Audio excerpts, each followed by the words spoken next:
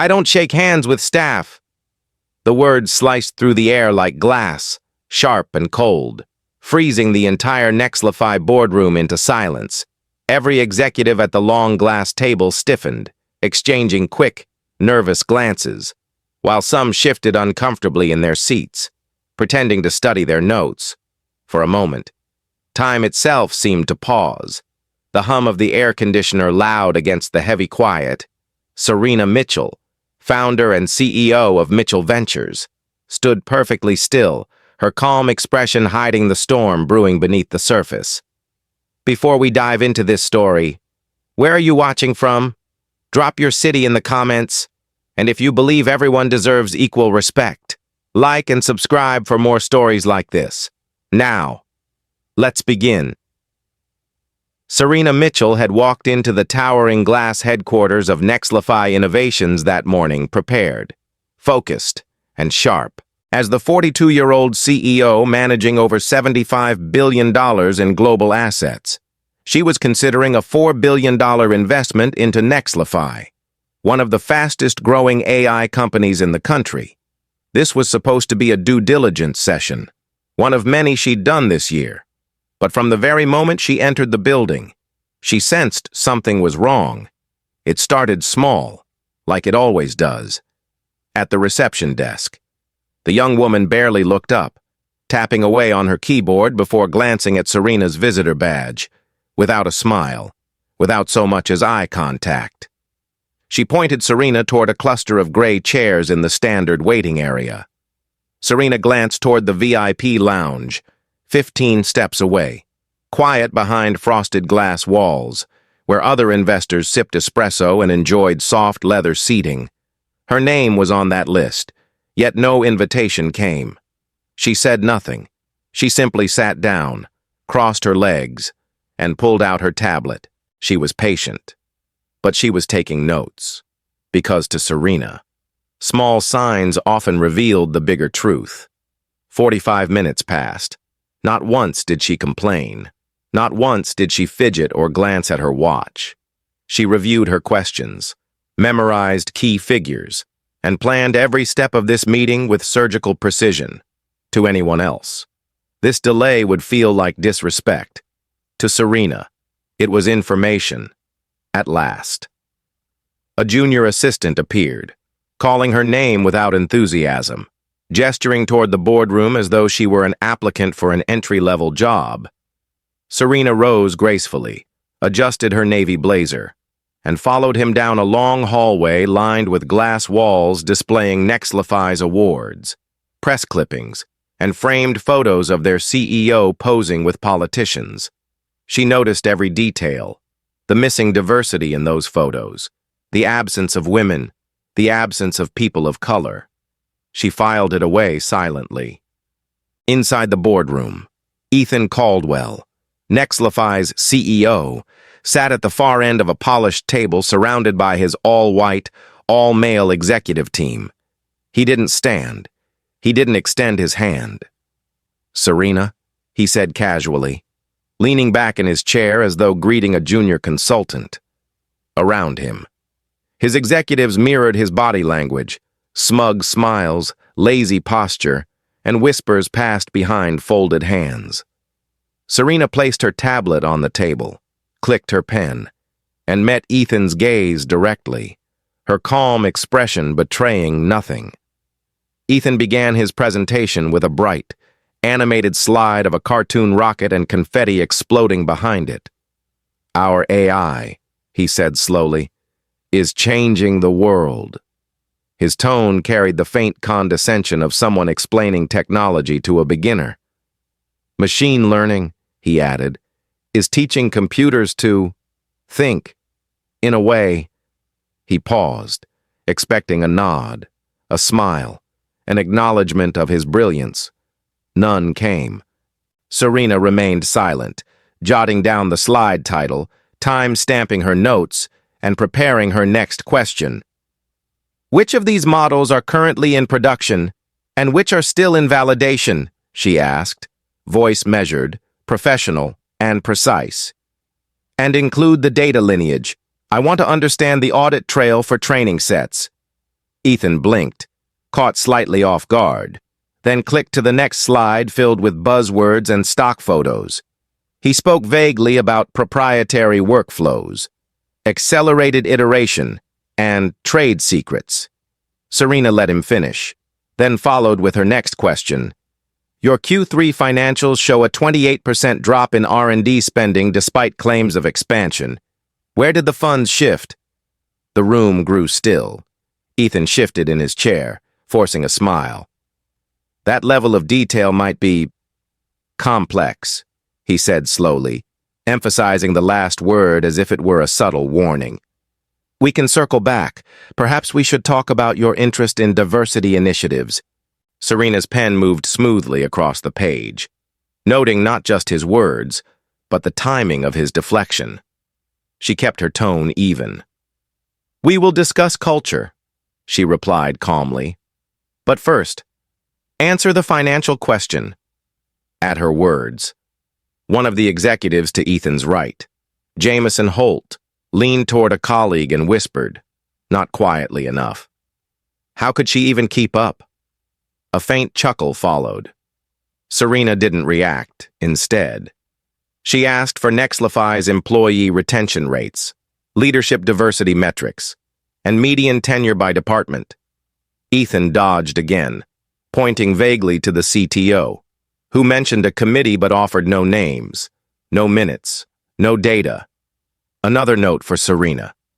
She glanced at her pen, clicked it closed, and folded her hands lightly on the table. Here is what matters, she said, her voice calm but unshakable. Culture leaves a trail. People leave when doors stay closed. We invest based on evidence, not slogans.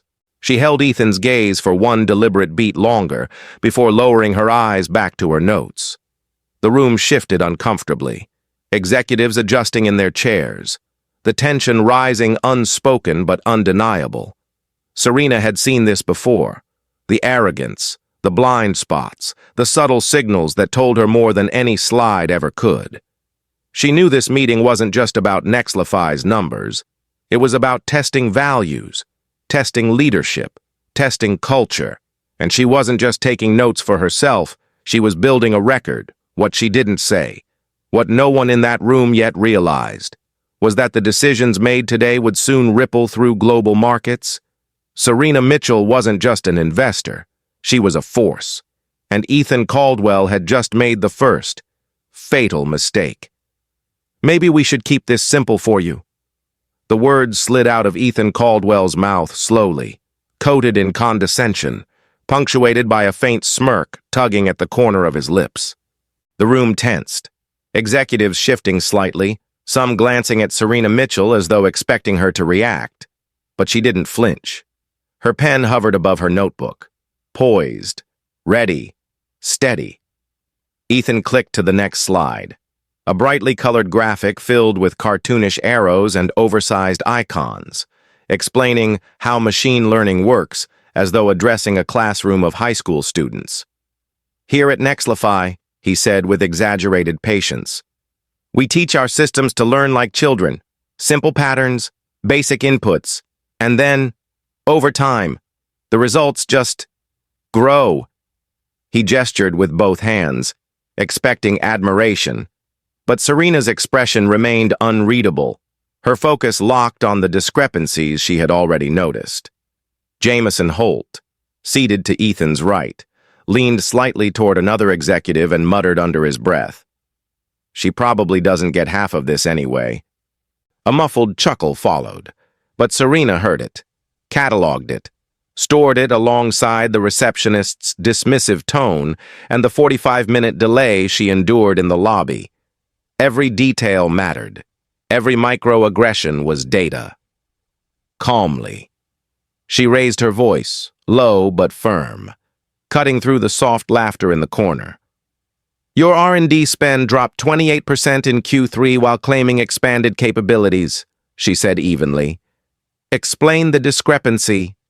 Ethan, leaning back in his chair, waved a hand dismissively. That's a complex topic. Serena, he said, stressing her first name again without title. deliberately erasing the professional respect her position demanded. "We'll have finance send you a breakdown later. For now, let's focus on the big picture, where Nexlify is headed, the vision, the opportunity." Serena clicked her pen once, slowly, deliberately, then rested it beside her notebook. "I understand vision," she said softly, her voice controlled, layered with quiet strength. "But numbers are evidence.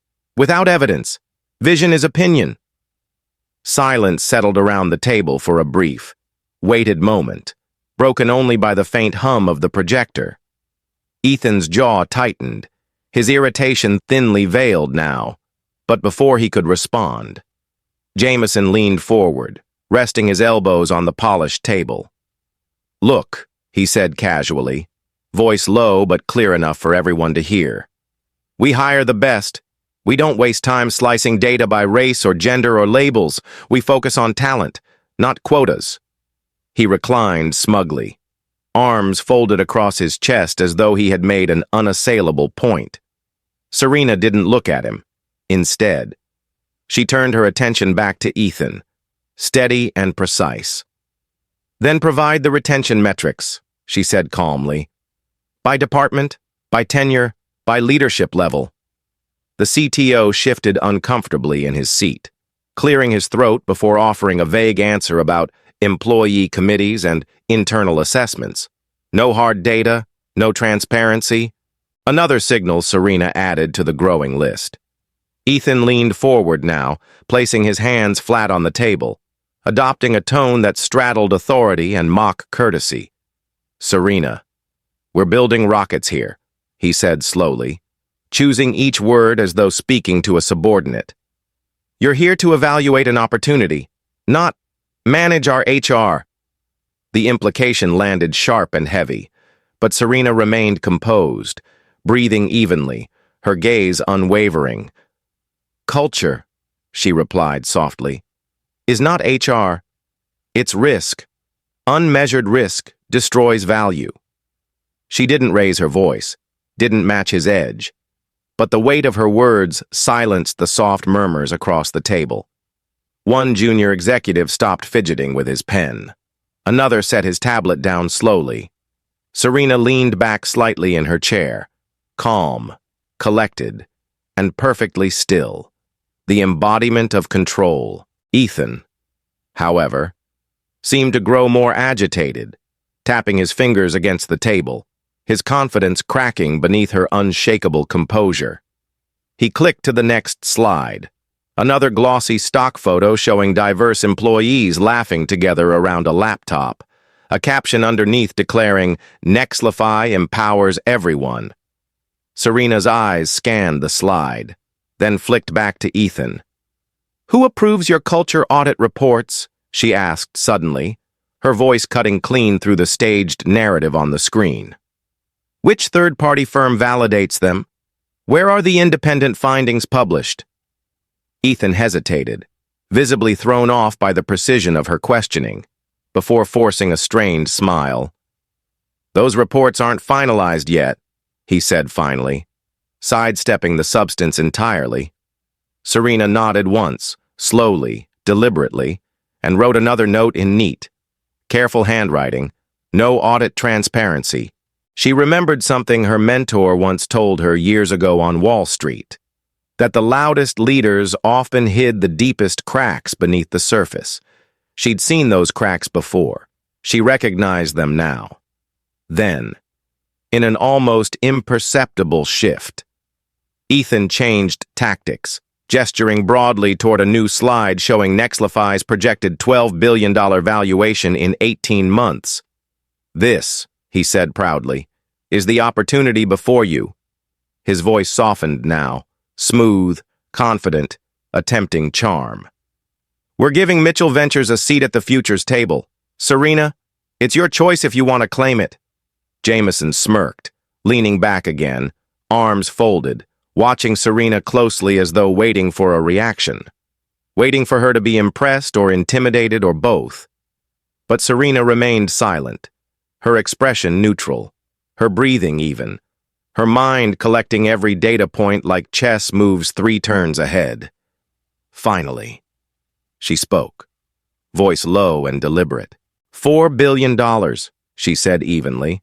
Only moves where culture aligns with accountability. She let the sentence hang, suspended in the heavy quiet that followed, then added, "Show me the numbers, Ethan, all of them." He said nothing. Instead, he clicked to another slide, a promotional reel this time, flashing bright videos of product launches, keynote stages, and executives shaking hands with politicians. Serena's eyes narrowed slightly, scanning the images, noting the sameness of the faces on every stage, every podium, every celebration. No diversity, no representation, no inclusion, just another signal. She looked up again, her gaze sharp now, and asked the final question of the hour. How many women sit on Nexlify's leadership team? The silence that followed was different this time, heavily charged. Ethan hesitated, eyes darting briefly toward his CTO, then back at Serena. "1," he said finally. "But titles don't define influence." Serena made another note, her handwriting precise, steady, controlled. This wasn't frustration. This was documentation, evidence, a record of a system that revealed itself without ever realizing it, inside her mind. The picture had begun to take shape.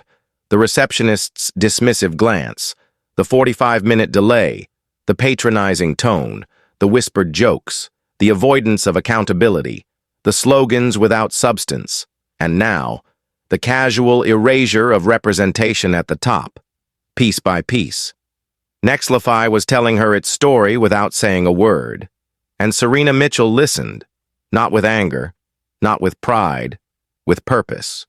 The more they revealed, the clearer her next move became. Ethan didn't know it yet, but every insult, every evasion, every missing data point was building toward something he couldn't yet see, a storm already gathering beyond those glass walls. Serena adjusted the pen between her fingers, glanced briefly at her tablet, and clicked it off. The meeting wasn't over yet, but phase 1 was. The evidence was there. The signals were undeniable. Nexlify thought they were evaluating her. They didn't realize she was evaluating them, and the results, so far, were damning. "I don't shake hands with staff." The words landed like a grenade in the middle of the Nexlify boardroom, detonating in silence so thick it swallowed every sound. No one moved. No one breathed. Ethan Caldwell's voice still echoed faintly against the glass walls, his tone casual yet dripping with arrogance, as though Serena Mitchell, founder and CEO of Mitchell Ventures, one of the most powerful black-owned investment firms in the world, was nothing more than a low-level assistant who had wandered into the wrong room. For a split second, the entire table froze, executives glancing at one another without daring to meet Serena's eyes. Some looked down, ashamed. Others smirked, Jameson Holt included, leaning back in his chair with an expression of quiet satisfaction, as though this was the natural order of things being re-established. Serena didn't flinch. She didn't blink. She simply set her pen down, folded her hands neatly, and let the silence do its work. It was the kind of silence that unsettled the arrogant because they expect outrage, demand it, need it to feel control. But Serena offered none.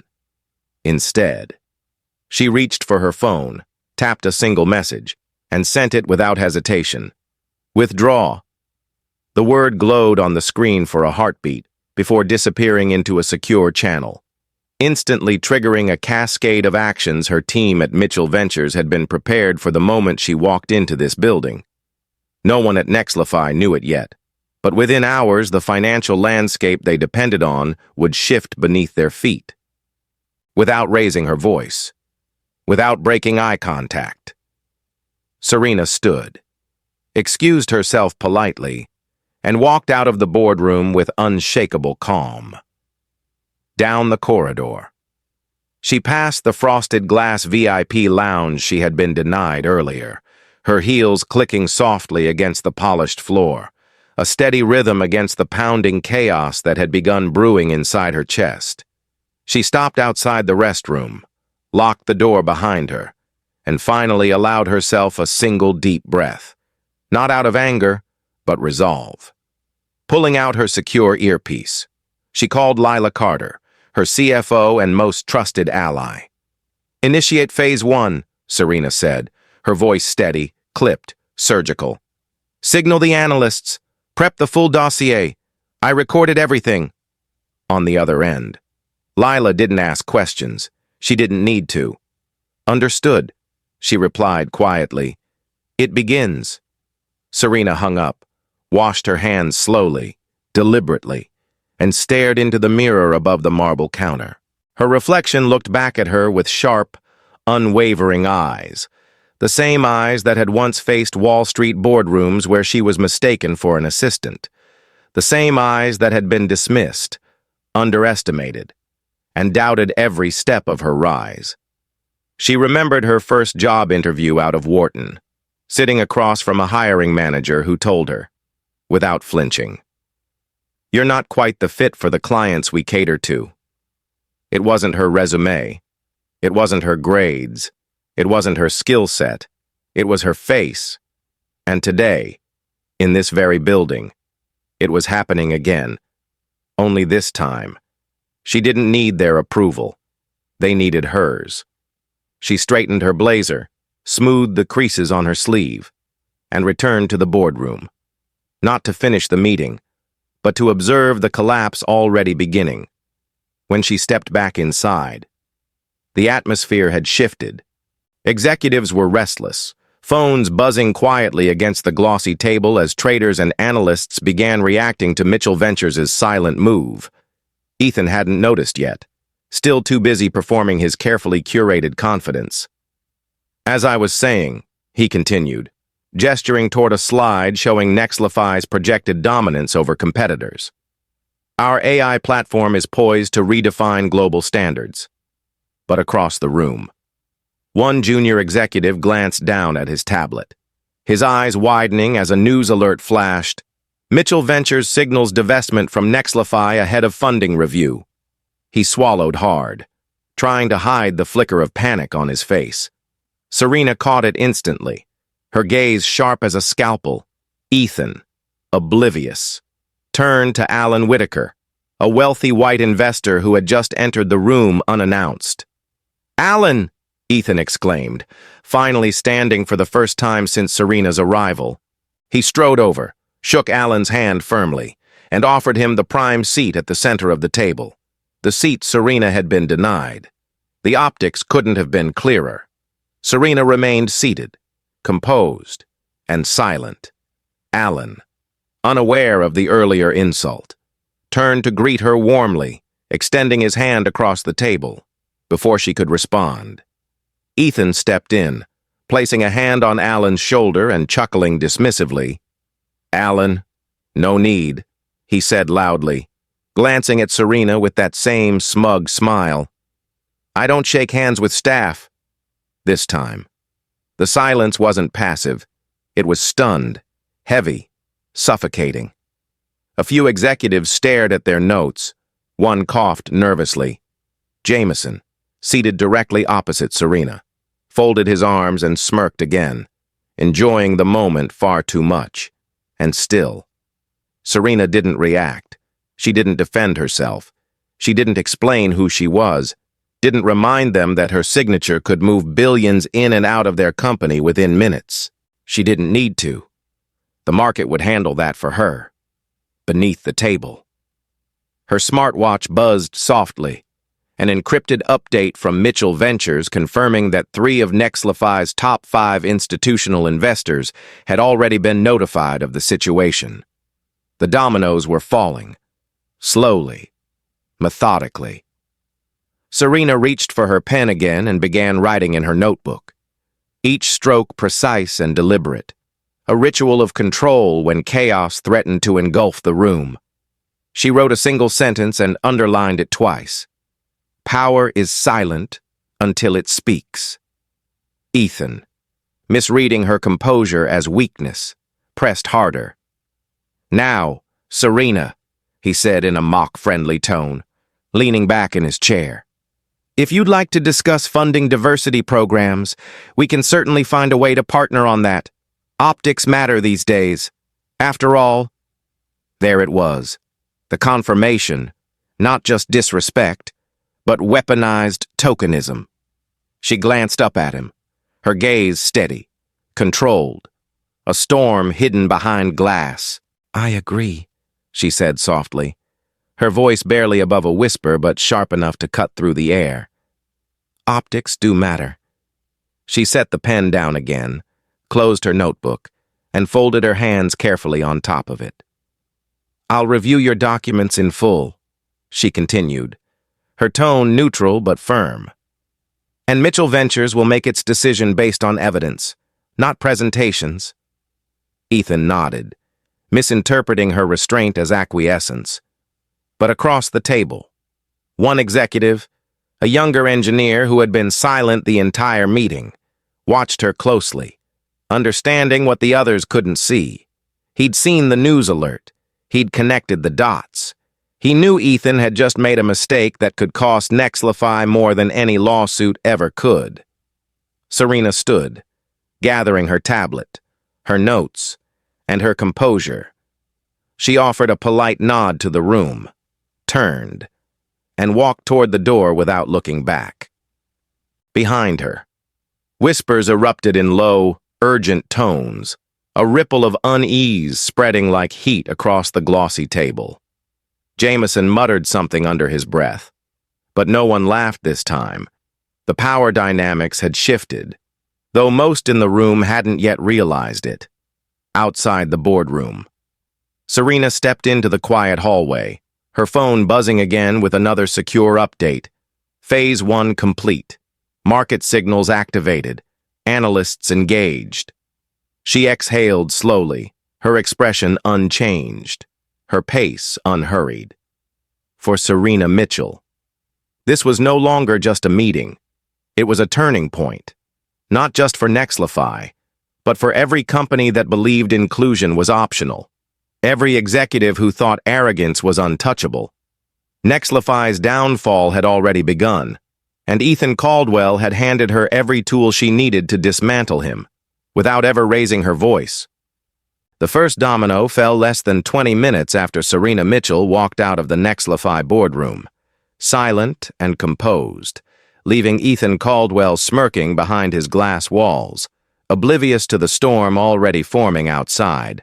At precisely 11:42 a.m., a quiet notification pinged across encrypted investor networks. Mitchell Ventures has withdrawn its $4 billion allocation review for Nexlify Innovations.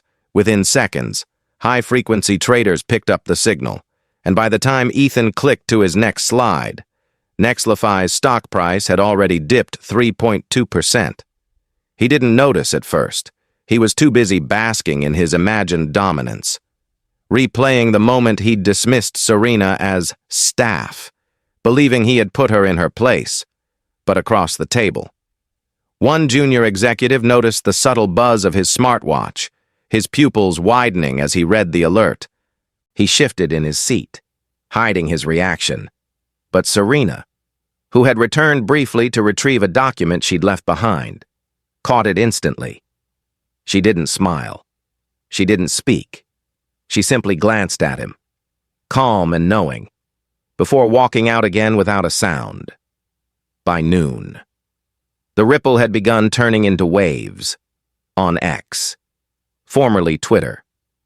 The first posts appeared under the hashtag #NexlifyExposed, triggered by whispers from employees who had waited years for someone powerful enough to confront the company's hidden rot. I was told to change my accent to sound more professional, one anonymous engineer wrote. Another shared, leadership meetings happen behind closed doors. There's only one woman in the room. We've been asking for change for years. By 12:30 p.m., screenshots of Serena's entrance into the building surfaced, taken by interns who recognized her instantly, calling her The black billionaire who doesn't play games. The thread exploded, hitting 1 million views within the hour. Ethan Caldwell still hadn't grasped what was happening. He was sitting in his office, a towering display of wealth and ego decorated with photographs of himself shaking hands with senators and CEOs, while Serena sat 3 blocks away at the top floor of Mitchell Ventures' Seattle headquarters, glass walls overlooking the city skyline, finalizing Phase 2 of her strategy. Around her, Lila Carter, her CFO, laid out the documents Serena had requested weeks ago. Nexlify's financial inconsistencies, anonymous complaints from whistleblowers, and a private dossier compiled from public filings and employee testimonies. "It's worse than we thought," Lila said quietly, scrolling through a red-lined report showing the company's 28% drop in R&D spending hidden under inflated PR budgets. "They've been shifting funds into executive bonuses and lobbying." Serena skimmed the page, her expression unchanged, her mind already moving 3 steps ahead. "Send it," she said calmly. "All of it. Analysts, regulators, and top-tier investors. I want this on every desk by morning." Within an hour, the dossier reached 5 of the largest institutional funds holding Nexlify stock, representing nearly $60 billion in combined influence. Serena didn't need to threaten anyone. She didn't need to raise her voice. The facts would do the work for her. At 1:12 p.m., the second domino fell. CNBC broke the story. Mitchell Ventures signals red flag over Nexlify Innovations. 4B review withdrawn amid culture concerns. The headline hit financial dashboards worldwide. Nexlify's stock dropped another 2.8% in less than 15 minutes, wiping out nearly $780 million in market cap before Ethan had even finished his lunch. Across social media, the story snowballed. Former employees began posting anonymous testimonials on LinkedIn, exposing discrimination, pay gaps, and stalled promotions. A viral clip emerged from a company all-hands meeting 6 months earlier where Ethan, on stage, laughed at a question about diversity hiring and called it optics-driven fluff. By 2 p.m., hashtag #NexlifyExposed hit the hashtag #1 trending spot nationwide. Ethan's assistant rushed into his office, pale, holding a tablet. "Sir, you need to see this," she said, voice trembling slightly. Ethan took it, scrolling furiously through headlines and posts, his confidence unraveling with each swipe. "This is noise," he muttered under his breath, slamming the tablet onto his desk. "The market will stabilize." But it didn't. By 2:37 p.m., Nexlify's stock had fallen a full 7%, triggering automated trading halts on the NASDAQ. Behind closed doors, phone calls erupted between Nexlify's board members and outside counsel. Investors demanded answers. Some threatened lawsuits. Others hinted at orchestrating an emergency leadership vote. Ethan paced his office, chest tightening, sweat beading along his hairline, refusing to believe that Serena Mitchell, the woman he'd dismissed as staff, had just set into motion the unraveling of his empire. Meanwhile, back at Mitchell Ventures, Serena sat at the head of her glass-walled conference room, surrounded by a diverse team of analysts, attorneys, and strategists. "Phase 3, she said, her voice calm but carrying weight, "isn't about Nexlify anymore. This is about industry standards." She pointed to a slide projected on the wall behind her, showing a proposed framework for Mitchell Ventures' new investment protocols, transparent pay structures, third-party culture audits, employee equity metrics, and leadership diversity thresholds. "If they want our money," she said simply, "they prove they deserve it." Lila glanced up from her laptop. "What about Ethan?" Serena closed her notebook, her tone even and measured. "He'll handle himself, or the market will handle him." And the market was already speaking. At 3:15 p.m., Bloomberg broke an explosive piece titled "Nexlify's Culture Crisis," Leaked dossier raises discrimination claims. Inside were Serena's documented notes, the 45-minute lobby wait, the patronizing slides, the whispered insults, and the now infamous moment Ethan called her staff in front of a room full of executives and investors. Within 30 minutes, major funds representing $18 billion announced they were reviewing their stakes in Nexlify, citing reputational concerns. At 4:00 p.m., Ethan finally called an emergency executive meeting. His voice cracked as he tried to rally his team, insisting this was temporary market noise and accusing Mitchell Ventures of personal sabotage. But his words fell flat. Some executives avoided his gaze. Others stared silently at the screens displaying live stock data, where Nexlify had now dropped 9.4%, erasing nearly $2.7 billion in value in a single trading day. Across the city, inside Serena's office, her phone buzzed softly. An encrypted message from one of Nexlify's internal engineers lit up the screen. "Thank you. We've been waiting for this."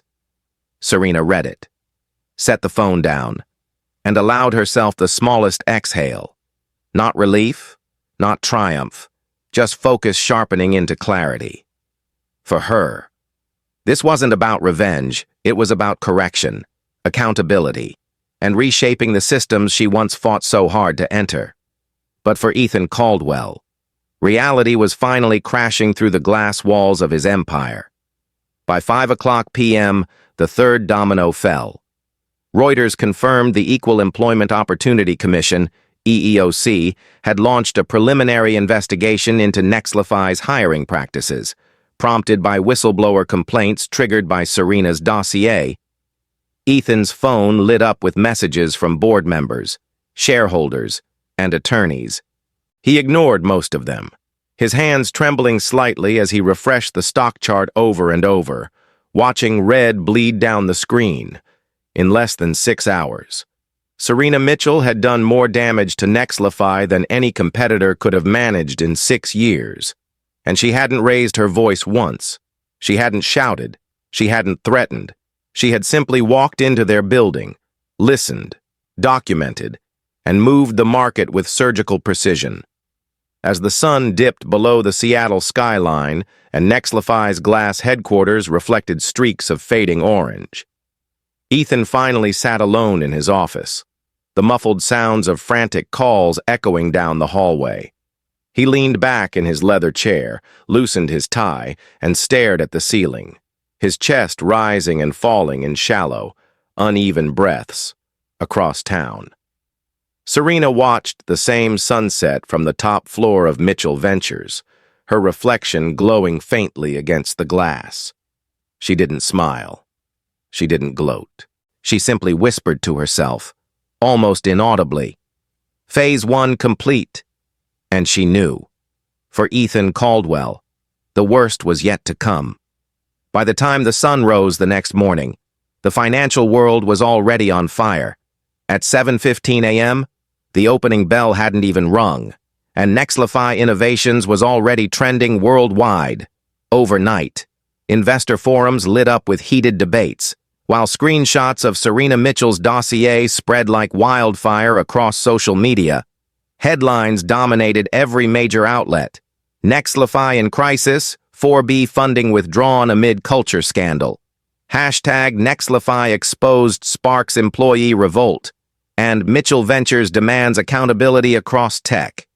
At 8:00 a.m., Serena stood at the center of her glass-walled conference room at Mitchell Ventures headquarters in Seattle. Her team gathered tightly around her. On the screens behind her were 3 charts: Nexlify's collapsing stock price, the surging volume of social media activity, and a growing list of institutional investors who had paused, reduced, or begun divesting their holdings. "This isn't just about Nexlify anymore," she said calmly, her voice steady, deliberate. "This is about rewriting the rules." Lila Carter, her CFO, nodded while pulling up the latest numbers. "We're at 11.2% down in pre-market trading," she reported, That's roughly $3.4 billion wiped overnight, and now Blackwell Capital, Horizon Equity, and Atlas Partners have joined us. That's another $22 billion in collective holdings under review.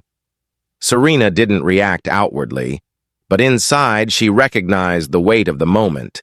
This wasn't a battle anymore, it was a reckoning. Across the city, at Nexlify's glass and steel headquarters, the scene was chaos. Ethan Caldwell stormed into the executive war room at 8:17 a.m., his tie loose, his jaw tight, his voice hoarse from a night without sleep. On the table were printed screenshots of employee posts flooding LinkedIn and X, stories of microaggressions, ignored promotions, gagged complaints, and outright harassment, all surfacing under the viral hashtag #NexlifyExposed, which had crossed 12 million mentions overnight. "This is coordinated," Ethan barked, slamming his palm against the table. "Mitchell Ventures is manipulating the market." But the CTO, pale and exhausted, shook his head slowly. "It's not just them," he said quietly. "The employees are driving this now, and investors are listening." At 9:30 a.m., the opening bell rang on Wall Street, and within minutes, Nexlify's stock tanked another 7%, triggering a temporary halt. Analysts scrambled to make sense of the collapse on live TV. CNBC anchors citing Serena Mitchell's dossier as the catalyst, calling her the most powerful voice in corporate accountability today. Forbes published an investigative feature mid-morning, revealing 3 previously buried lawsuits against Ethan Caldwell for gender and racial discrimination during his tenure at previous companies. The dam had broken, and there was no going back. Inside Mitchell Ventures, Serena leaned back in her chair, her hands folded neatly on the table. "We've documented a pattern," she said softly, her voice even, controlled, lethal in its precision. "And the market is responding. Now we move forward." Lila slid a printed report across the table, a 46-page investigative summary compiled overnight by Mitchell Ventures' legal and compliance teams. It detailed not only Nexlify's culture issues, but also its internal pay disparities, lack of promotion pipelines, and email trails that exposed deliberate suppression of diversity hires under Ethan's leadership. Serena glanced at the top page, then set it aside. "Send this to the EEOC, SEC, and every institutional partner with over $100 million exposure to Nexlify," she instructed, her tone surgical. "No opinion, just facts." At 10:15 a.m., the Equal Employment Opportunity Commission formally announced the opening of a full-scale investigation into Nexlify's workplace practices. By 10:30 a.m., Bloomberg reported that 4 of Nexlify's top 10 investors had requested an emergency shareholder vote to evaluate leadership restructuring options. Ethan Caldwell's phone buzzed non-stop. Calls from board members demanding answers, reporters asking for statements, attorneys offering advice he didn't want to hear. Inside his corner office, Ethan paced furiously, staring at the plunging stock chart on his screen, his reflection in the glass growing smaller and more desperate with each passing minute. By 11 o'clock a.m., the inevitable arrived. An emergency board meeting scheduled for 2 o'clock p.m. sharp. The email was blunt and cold. "All executive leaders required. Prepare for governance review. Attendance mandatory." Ethan tossed his phone onto the desk, his shoulders slumping as the weight of his unraveling empire bore down. Meanwhile, Serena and her team prepared for their next move, in the heart of her headquarters. She walked to the window overlooking downtown Seattle, the city alive beneath her, and thought of Harlem, where she grew up. She remembered sitting in her mother's kitchen as a teenager, hearing her whisper, "They'll underestimate you until they can't anymore." Those words echoed now, louder than ever, as she turned back to her team. "We're not here to destroy Nexlify," she said softly. "We're here to change what companies believe they can get away with." Lila nodded and opened a new slide on the screen behind her, titled Mitchell standards.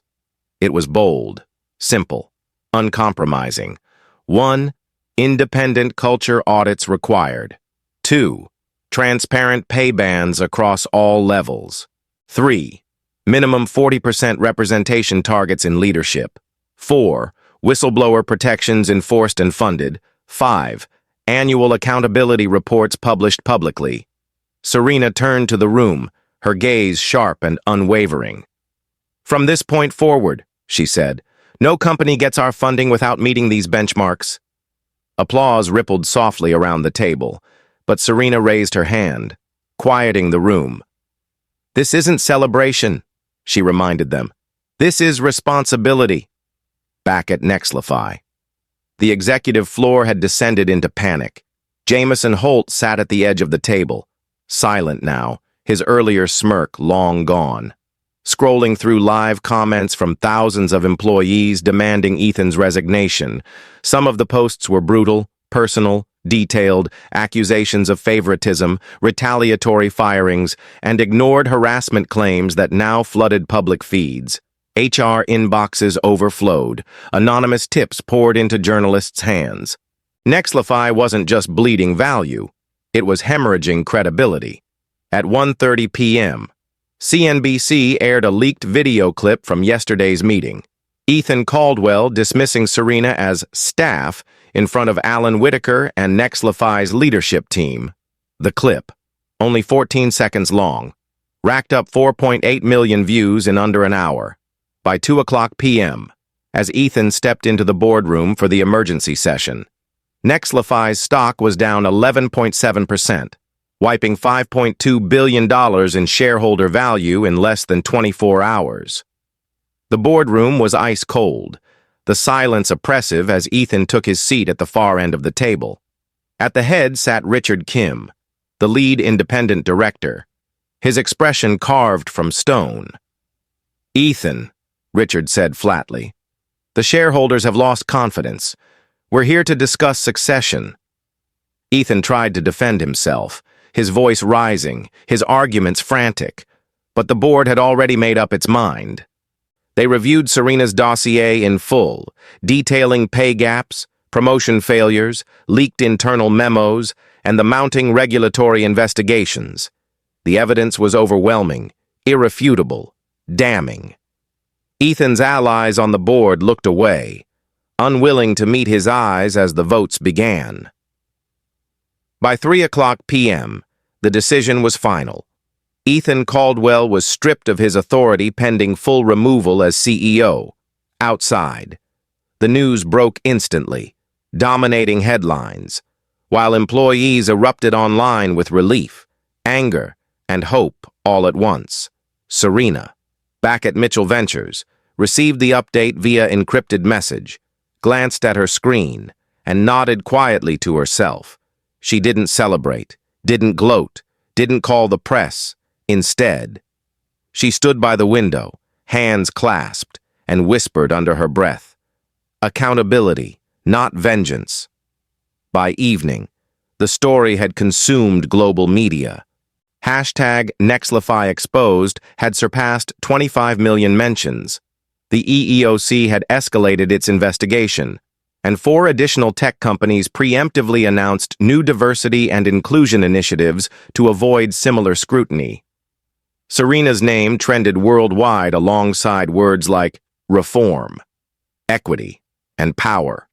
But inside her office, she simply gathered her notes, handed her team the next agenda, and prepared for the summit ahead. Because this wasn't the end of the fight.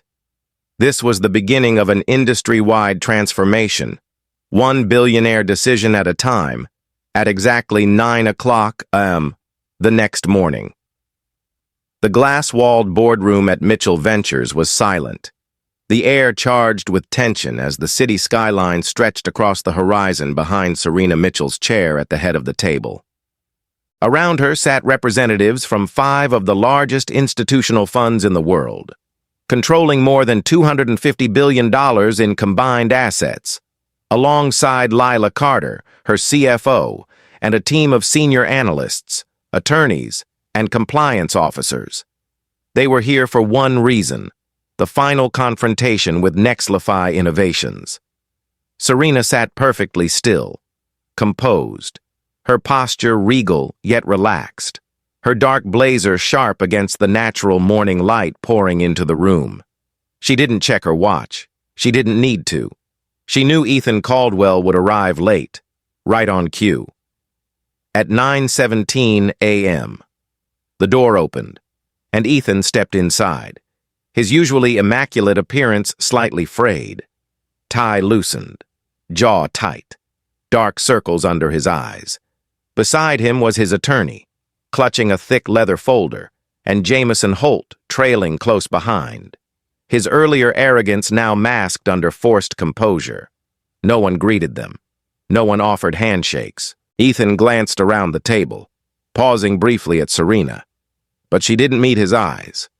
Instead, she calmly closed the notebook in front of her and folded her hands atop it, waiting for him to sit, without a word. Ethan lowered himself into the lone empty chair across from her, his body angled defensively, as though preparing for battle. Serena spoke first, her voice low, steady, and cutting through the silence like glass. "This meeting," she began, "is to review findings from our independent assessment of Nexlify's leadership practices, financial disclosures, and regulatory risks." She paused deliberately, letting each word settle. "We'll present the data. You'll have the opportunity to respond. No interruptions." Ethan started to speak, but his attorney placed a discreet hand on his arm, stopping him mid-breath. Lila pressed a button, and the wall-sized screen behind Serena illuminated with the first page of the Mitchell Ventures dossier. A 74-page document compiled from months of research, whistleblower testimony, and internal Nexlify communications. The title was simple and stark: Cultural Risk and Systemic Bias Assessment, Nexlify Innovations. Serena leaned back slightly, her voice calm, methodical, almost surgical as she began. "We found significant discrepancies between Nexlify's public statements and its internal realities. Let's start with compensation." With a click, the screen shifted to a chart showing 3 colored bars, one for men, one for women, one for employees of color. Nexlify's median pay gap between men and women stands at 18.4%, she said. Among employees of color, it rises to 23.7%. These gaps persist across every level, including engineering, research, and leadership. Ethan shifted in his seat, muttering, "That's misleading." But Serena continued without breaking pace, her tone unflinching. "These figures come directly from Nexlify's own payroll records, verified by independent auditors." Jameson opened his mouth to interject, but one glance from Serena, sharp, unyielding, froze him instantly.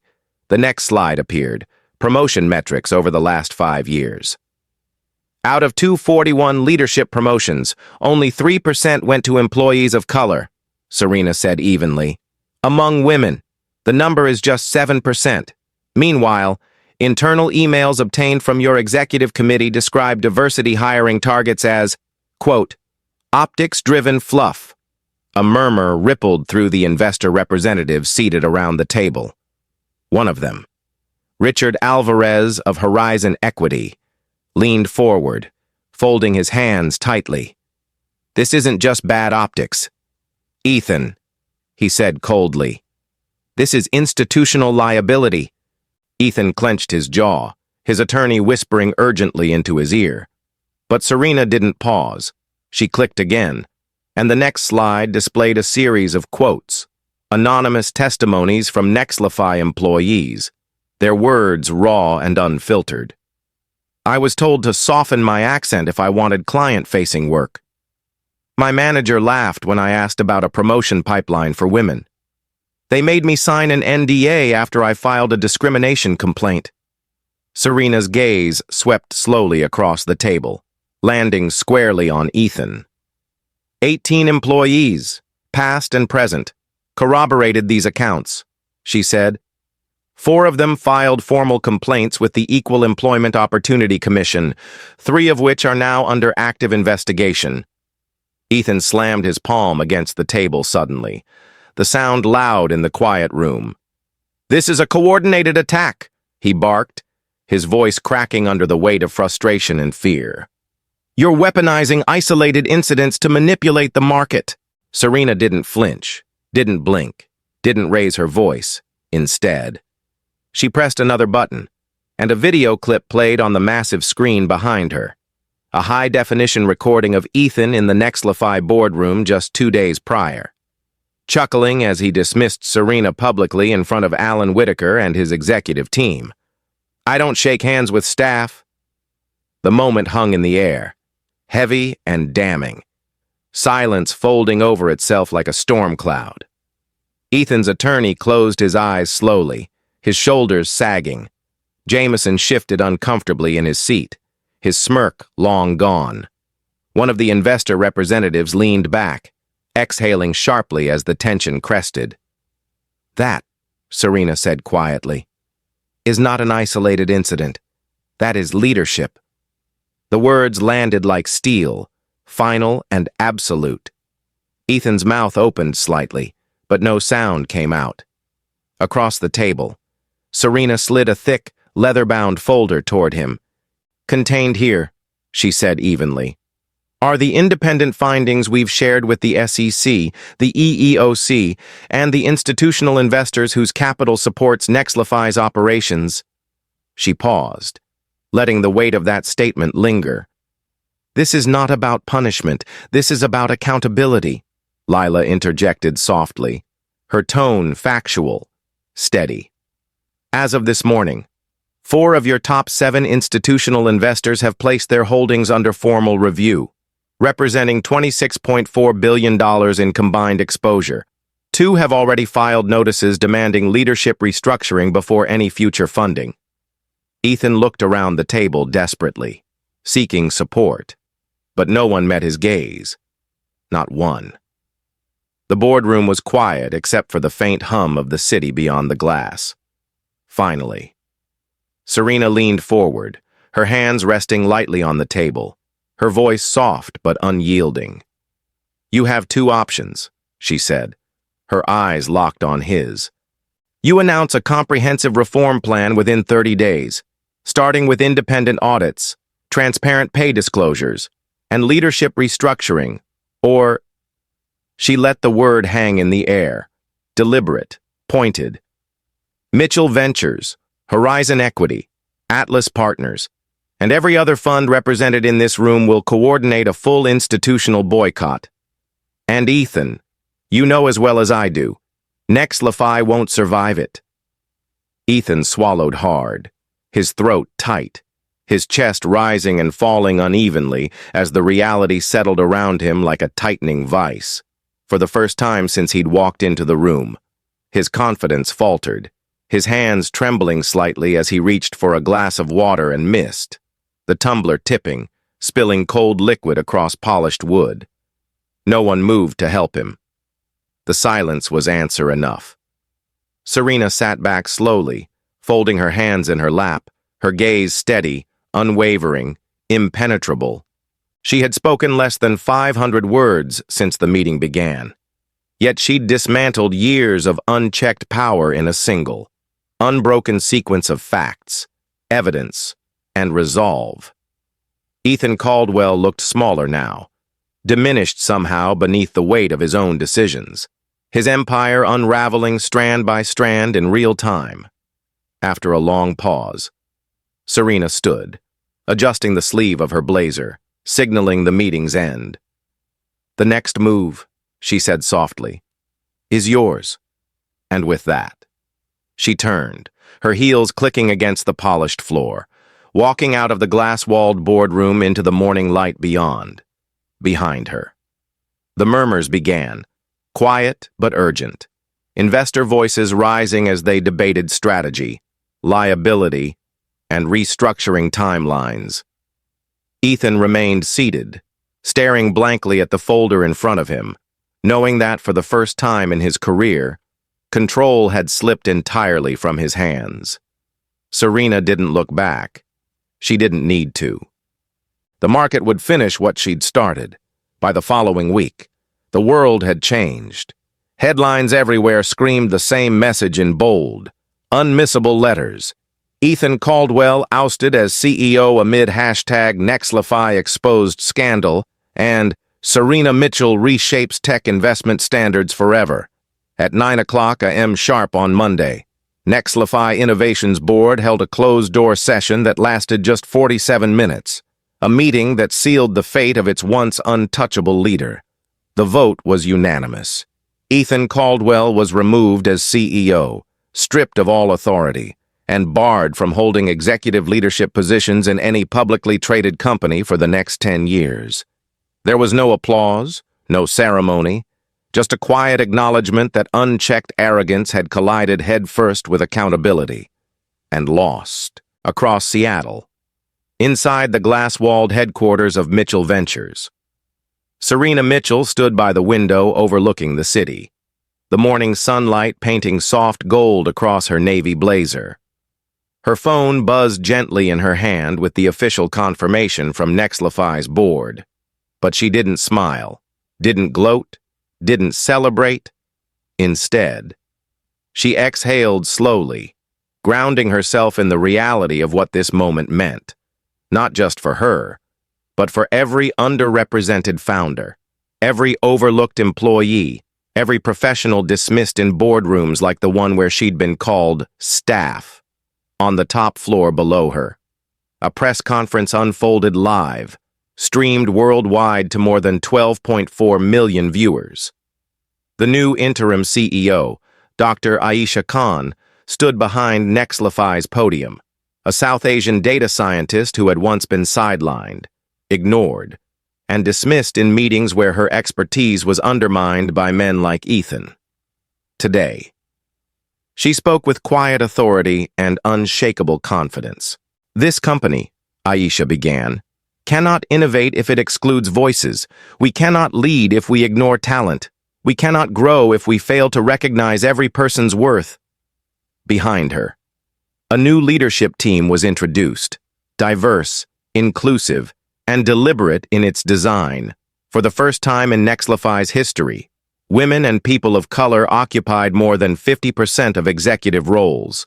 This wasn't a gesture. This was structural change.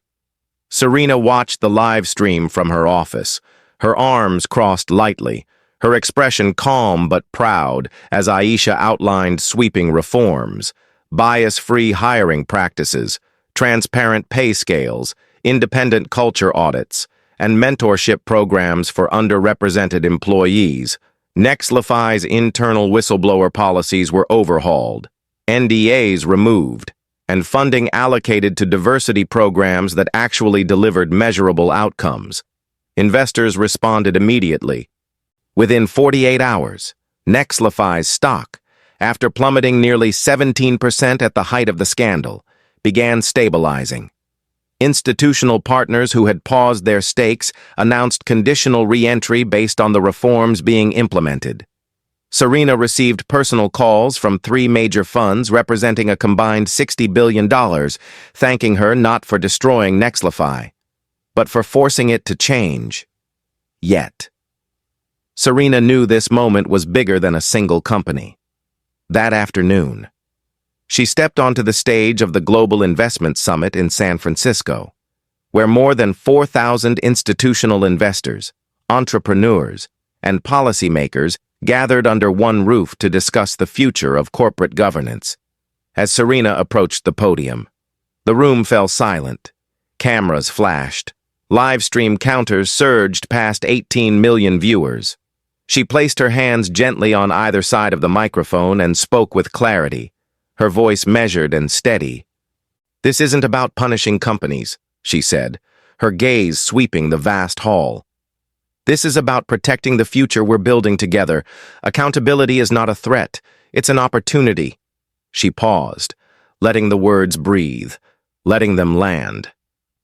"From this day forward," she continued, Mitchell Ventures will require every company seeking funding to undergo an independent culture audit, disclose transparent pay bands, publish promotion pipelines, and demonstrate measurable equity in leadership representation. If you cannot meet these standards, her voice firmed, unwavering, you will not receive our capital, and neither will you receive the support of the $250 billion in investment power represented here today. A ripple moved through the crowd. Then applause erupted, rolling like thunder across the summit floor. For the first time, companies across industries were being publicly held to a single, unified benchmark of equity and inclusion. Later that evening, Serena announced the creation of the Mitchell Equity Fund, a $12 billion commitment dedicated to supporting underrepresented founders, women-led startups, and companies building transparent, inclusive systems. Access, she said simply, is power, and power must open doors, not close them. Applications flooded the fund within hours, from Black female AI researchers in Atlanta to Latino biotech innovators in Houston to indigenous renewable energy founders in Arizona. Serena knew this was only the beginning. Across the media, Serena's actions ignited global conversations about systemic inequity and corporate accountability. Editorials called her the quiet architect of reform and the investor rewriting Silicon Valley's rules. In an interview with CNBC, she said calmly, "Money has influence, but values decide where money goes. If we want innovation that truly serves society, we must decide who and what we're building it for." Meanwhile, Ethan Caldwell retreated from public view entirely. Within weeks, Forbes published an expose revealing years of toxic leadership patterns under his tenure, from buried harassment settlements to exorbitant executive bonuses paid while cutting diversity budgets. His name became synonymous with corporate arrogance, a cautionary tale taught in MBA programs and leadership seminars across the country. But Serena didn't speak his name again. She had never been in this for revenge, only transformation, back at Nexlify. Dr. Aisha Khan's leadership began reshaping the company's DNA from the inside out. In less than 6 months, employee retention rates improved 32%, and an internal survey showed 88% of employees now believed their voices mattered, a figure that had once been below 20%.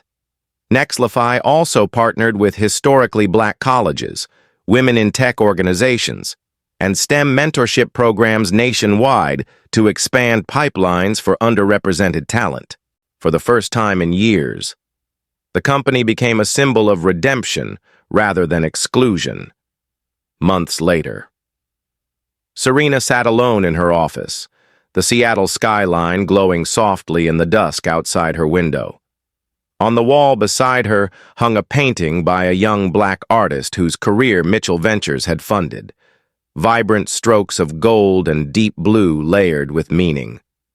Her phone buzzed with a simple email from Aisha. "Thank you for creating a space where people like me can lead." Serena smiled faintly, setting the phone down as her reflection caught in the glass, framed by the city she now helped shape. She thought of the boardroom where Ethan called her staff, the smirks, the dismissive tones, the delays, the walls that had been built around power and opportunity. And she thought of every hand that had been denied, every voice unheard, every potential overlooked. Those walls had cracked. Some had already fallen. She knew there would be resistance ahead, but the blueprint was written now, the standard set. Across the tech industry, 15 of the top 20 firms announced new investment standards modeled after Mitchell Ventures, requiring culture audits and equity metrics as preconditions for funding within a year.